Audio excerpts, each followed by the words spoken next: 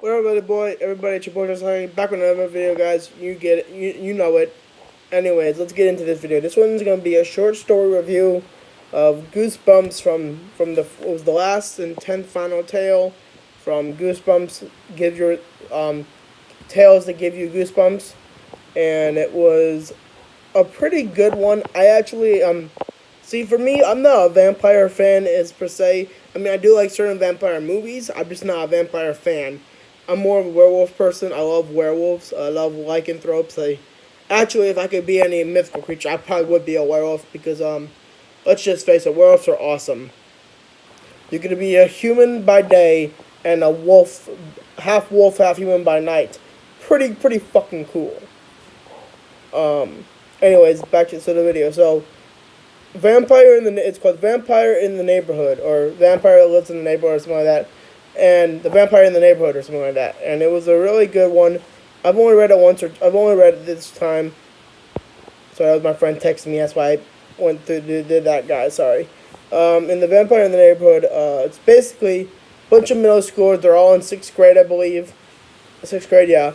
And there's this new girl that enters their class. Her name is Helga, and she wears all black, and she dresses in all blacks and black everything, you know, black fingernails, and she's definitely face is always pale, and white definitely is pale as death, as they say, and these four middle school friends think that she's a vampire. So what they do is they also invite her once to their lunch table, and she said she's not hungry and she doesn't eat. She already ate, or something like that, and then they go to visit her house, and they spy on her every few nights, and they look through her window and they see that the house always lights are off always, and then they only see her in the room, and then she has old timey furniture, and then one day one of the classmates are going into the auditorium to do something, and she had to touch her for a second, and she was freaked out, and her hand was cold as ice, and she looks back at the Helga, and she says, "Yeah, it's cold, really cold in here." And then later on in the night, a couple nights later, they're looking through. They're watching her, and they see like a faint light. And what's her name? One of the girls, the main I say the main character, I think her name is Maddie, decides to go, if I remember correctly, her name is Maddie. She decides to, get a closer look. She climbs a tree that faces, what's her name, bedroom, Helga's. And Helga's like, she's looking through the tree, and she sees something. And then all of a sudden, she realizes that Helga turns around and staring directly at her, and she is terrified. And she tries to get away. Tells everyone that almost loses her footing. She gets startled. She grabs the tree really quickly, then screams down that she has spotted them, and she freaked out. And then she gets down, and by the time she gets down, all her friends are running, and then all of a sudden Helga's like cuts them off in between because they're in the back of the house, and she gets in the front. They have to run to the front. They get out of there. And they're like, "Oh yeah, like I knew you've been spying on me for the past few nights. You need to stop this. Like literally, there's like you're gonna get me in trouble or something like that." And then Maddie, I think, is the one just stammered, "Are you a vampire?" And what's her name? Showed us your Helga says yes. Then show us your teeth, she says. And Maggie, Helga shows her teeth, and they're fake. But then, after that, all the four kids show them their teeth, and they're real vampires. Their teeth retract, and they are shown, and she says, "I thought I thought you were joking," and something like that. And then she's what Helga says, and Maddie says, "It's such a shame. I thought we had another vampire in the neighborhood." Well, I guess we will in a matter of seconds, in a matter of moments, she says. In a way, I would say a matter of moments. And then they start, and before Helga can do anything, they all encircle her in like a circle, and they pounce on her, and they turn her into a vampire like everyone, like them. And that's basically the end of the episode, or the end of the short story. Vampire in the Neighborhood, I believe it's called.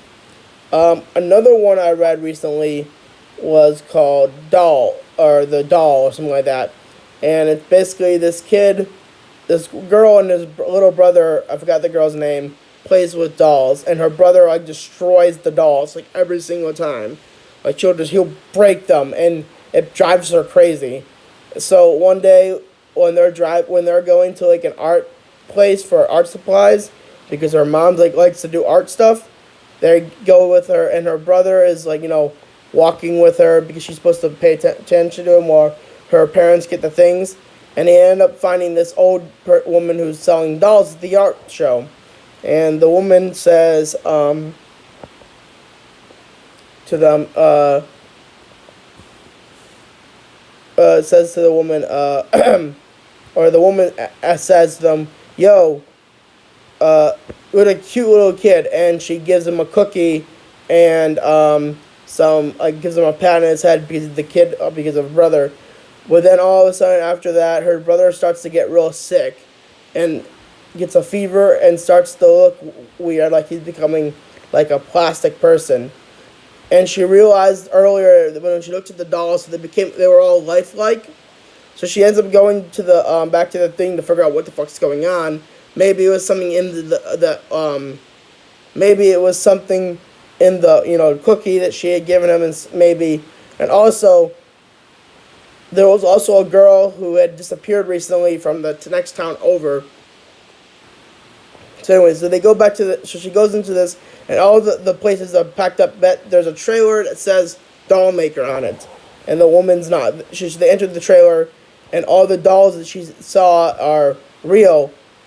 And then she looks at one doll that's half finished, and it turns out it's her brother's face becoming part of the doll, and he's starting to get, becoming a doll, and she freaks out, and all of a sudden, she hears hears voices, and it's coming from the closet, and it turns out the other dolls this woman has cursed people, and it's called doll jelly. It's called doll jelly. And it puts jelly on them, and they turn into a doll, and they become lifelike human dolls. And they're trying to tell her to help them, and they're not. She doesn't know what to do. Problem is, what it looks like is the women, people from what it happened to, it looks like they were like that for some people, like from 1800s clothing to 1900s to all this stuff.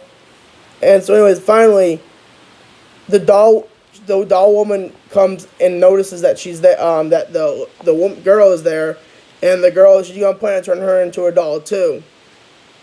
It wasn't if it wasn't for that one of the dolls, or not one of the dolls, the girl grabs the jelly and ends up throwing it into, I think, a river or a lake, if I remember correctly,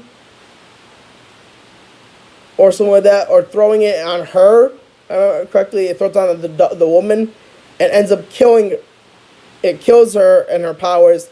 Turns every doll back to a normal human being, and then she goes back to her house, and her brother is still alive, or is back to normal, and everything's good. And then her parents go out for an evening later on in the afternoon, the next night, and she said the only reason why she's realizing, remember that story, is because she gets a knock at the door, and opens the door, and there's a package, and in the package is the doll of the old woman who was the witch, okay?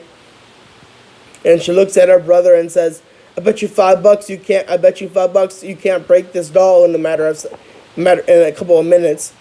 And he says, you're on. And that's the end of the episode. That was the end of the story. Great story. The only thing I'm really afraid of in this life, in this world, are two things. One, I think they're both irrational in their own way.